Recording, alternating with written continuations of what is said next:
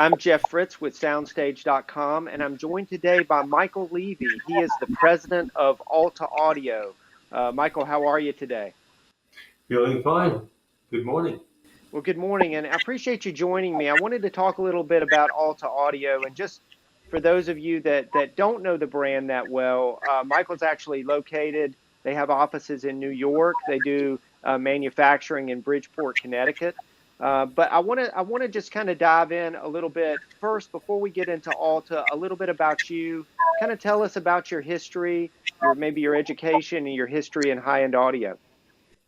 Well, I think loudspeaker design was actually in my blood because I can remember playing with loudspeakers from when I was a 10-year-old living in the Bronx, and we didn't have a lot of money. So what I did over the years as a teenager was my first audio system was garbage parts. People had thrown out stereo systems, and I just simply took the parts out of them and built my own out of that.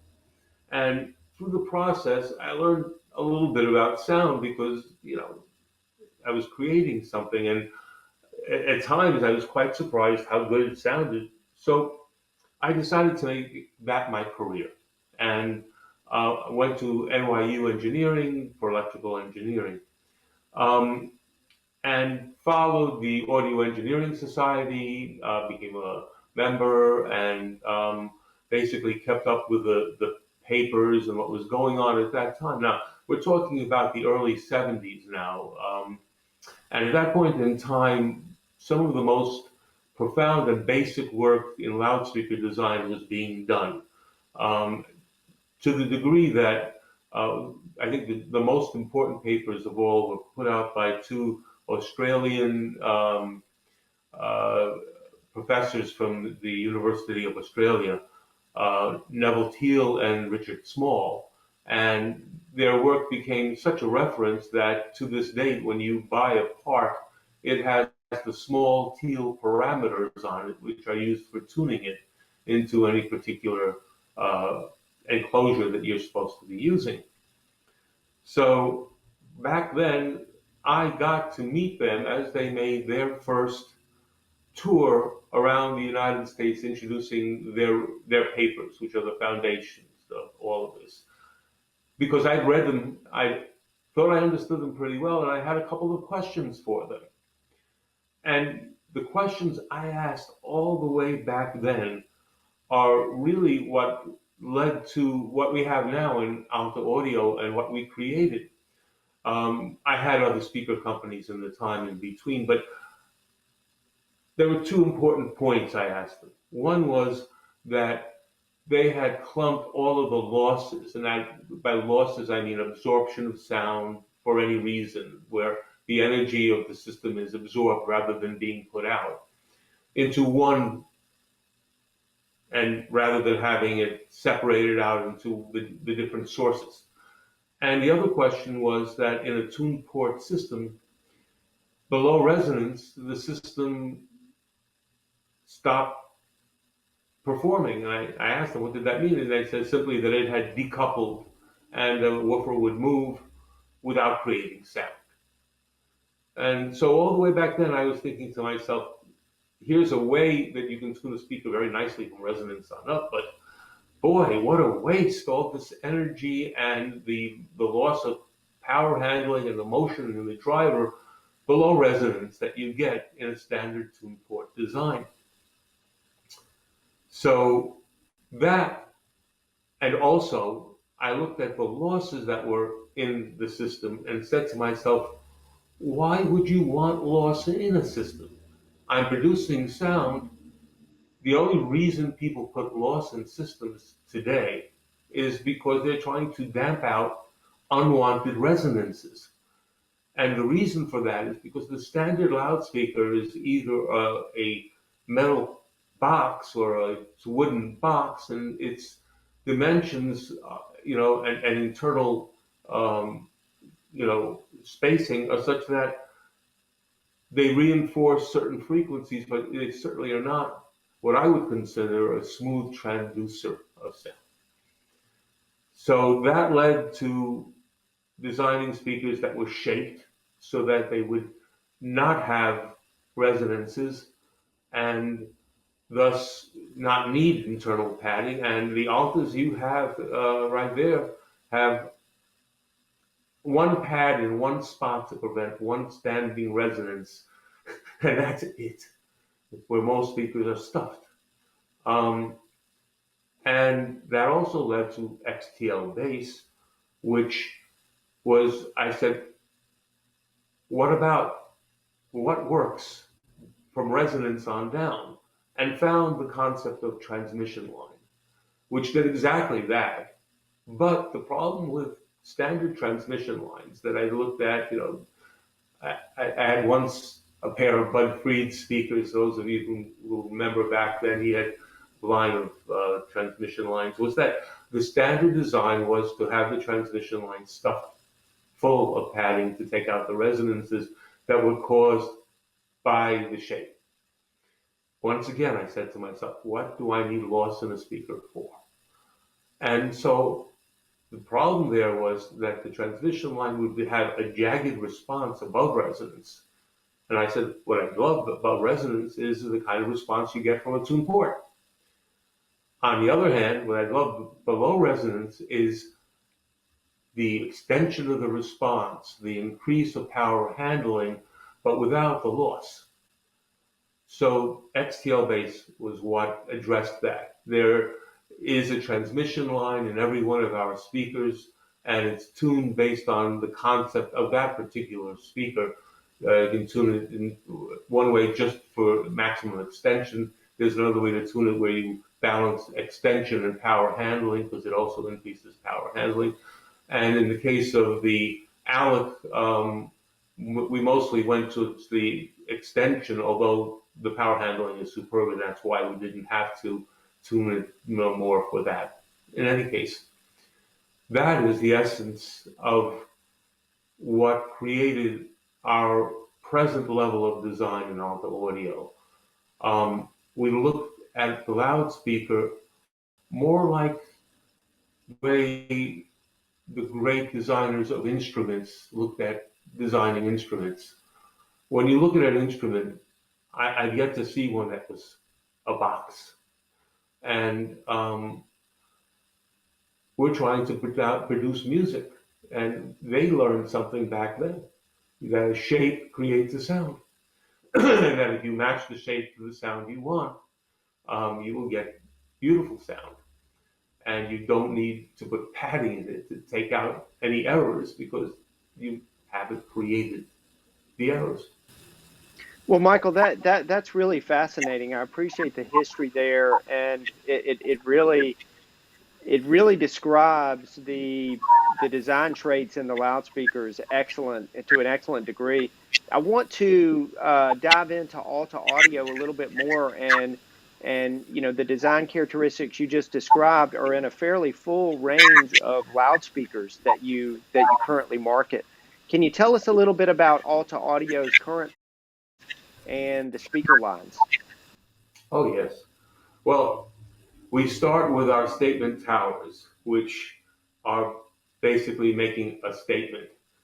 They are $200,000, 7'3" tall, weigh about 850 pounds a piece, have every one of our technologies in them in a tower that has, in its present version, a 14-inch ribbon, and two upper mid-ranges, two lower mid-ranges, and four 10-inch woofers, all in XTL design and shape on the outside for the dispersion of the sound and the diffraction to be diminished. So it's a beautiful looking product that is incredible in its scope and capability. The next product down from that is our titanium Hestia.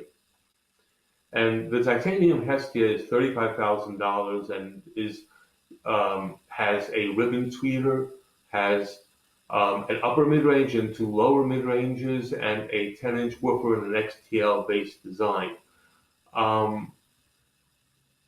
it is what we call a dipolito design. It's very unique, and those who have heard it understand why we did what we did.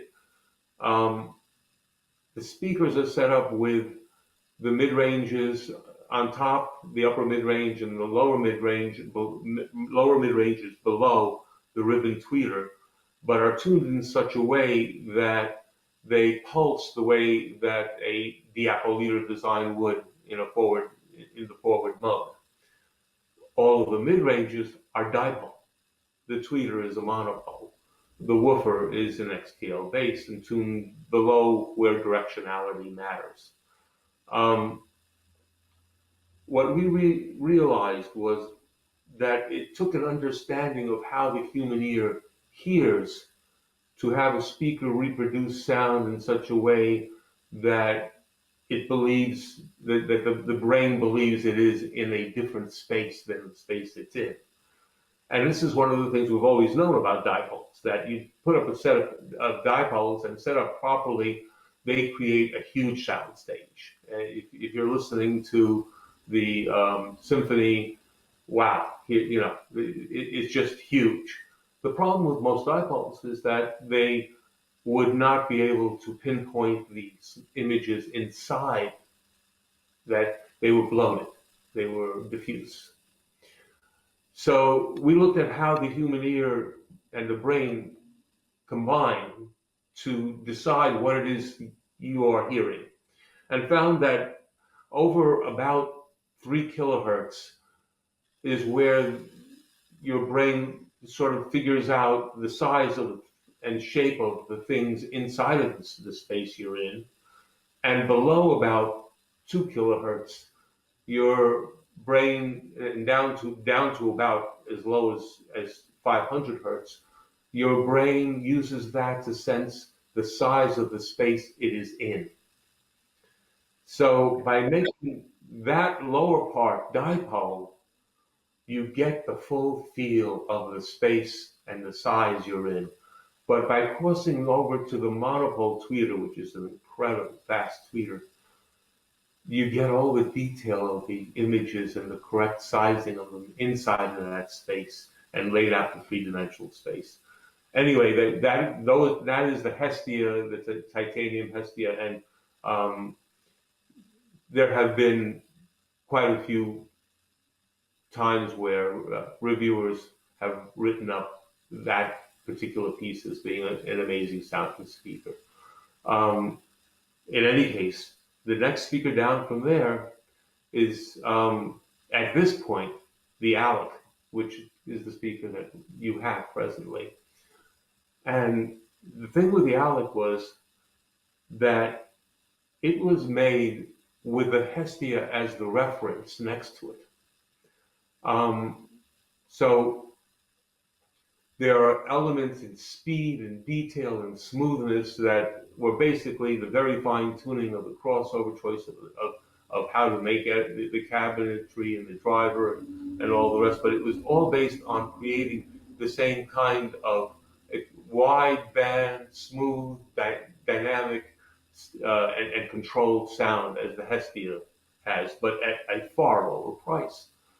And as I was prototyping them at a point in time, I turned to my wife and I said, they're starting to image so much like the Hestias that I can't believe they are not dipole, that they don't have a dipole mid-range, because it's huge.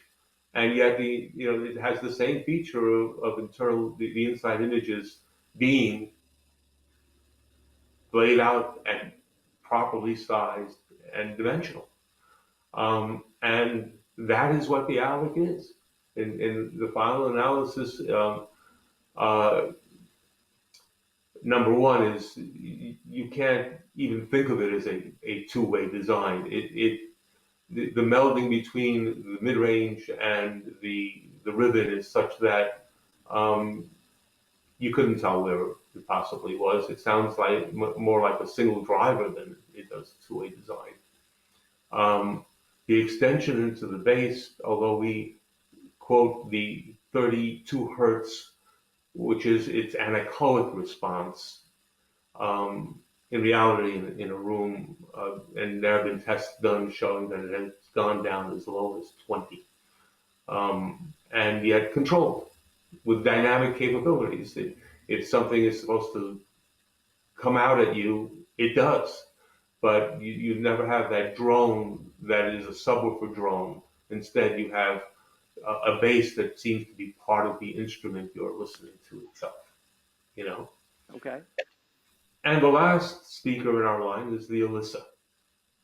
The Alyssa is the culmination of everything into the smallest possible package, where we demonstrate how powerful the technology we've developed is. Because the idea that you have a speaker that does 32 hertz solid out of a box that is 14 and a half inches high, 14 and a quarter inches deep, and 8 inches wide on the top and 9 and a half on the bottom. I mean, it's small. And yet it puts out a bass that competes with subwoofers dynamically, with power, and shows what XTL bass can do.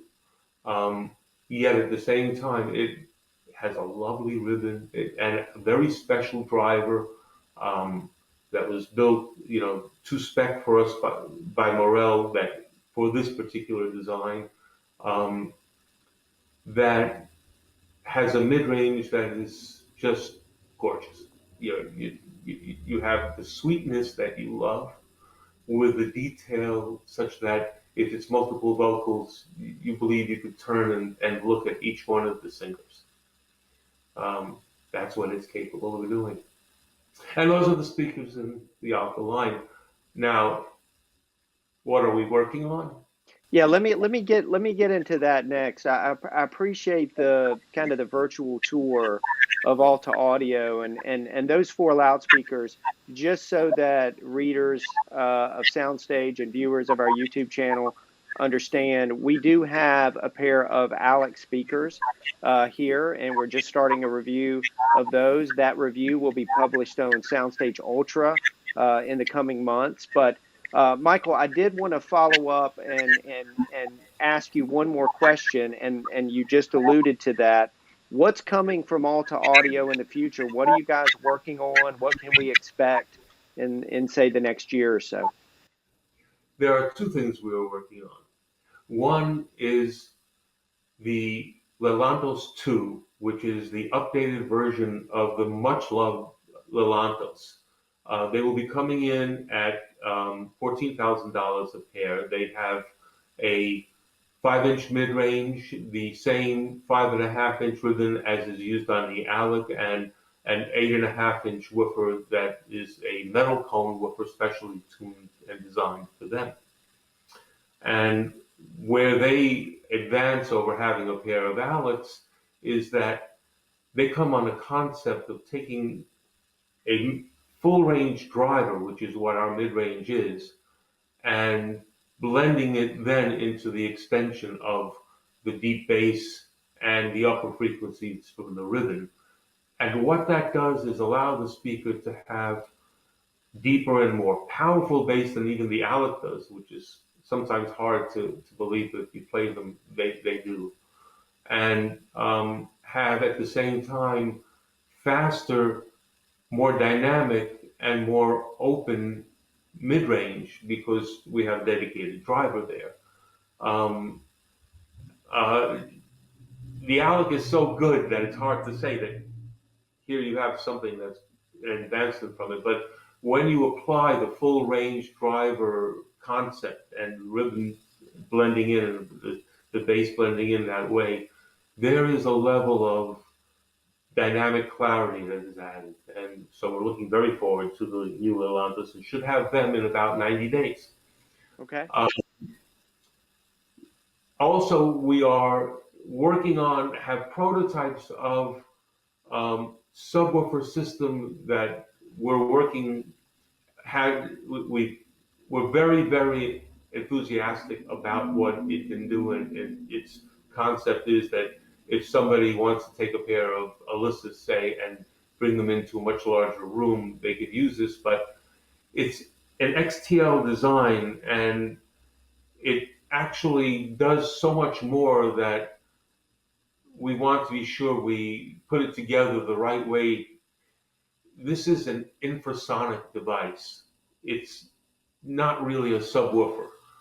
And what's the difference between an infrasonic device and a subwoofer? Um, it comes in at a lower frequency because all of our speakers tend to have very good low frequencies anyway, and performs to frequencies that you feel rather than hear. And it does it with tremendous control. What these subwoofers do is, especially if I'm playing, say, something that's really, well, two different ways that they're stunning when used. One, if you're listening to a performance that is a really intimate performance, every pluck, every touch goes through you. And I don't mean rumble like, artificial. I mean the way that it feels when you got that special situation where you sat in the third row one day of a club of a really great performer, you know? Right. It does that. You feel it when that way when you have the subwoofers on. And also, with them, you can play, if you want, at a rock and roll volume where the room, it's so loud, and we've had them playing so loud that we had to scream at each other sitting next to each other to hear what we were saying. And yet, not the slightest bit of distortion. It did not hurt at all. You enjoyed it. It was like being at that great performance rock concert that's really loud, but it's not screaming, Right. That, Right. that's what the system was doing. It's rare when you get somebody who can mix that way, in performance. Well, that's what it was doing in reproduction. I think we were playing Blind Faith. Anyway. Okay. It was Well, amazing. Michael, I really do appreciate that tour of Alta Audio, and it sounds like with two more products coming, you guys are filling out your product line even more. And man, I have to tell you, particularly with the way that you describe the technologies that you built into the loudspeakers, I can't wait to really dive into the ALEC speakers and just enjoy some time listening to music through those over the next few weeks. I look forward to hearing from you once you have. All right, Michael. Well, have a good rest of your day, and we'll talk again soon. Very good. Thank you very much. You too. All right. Bye-bye.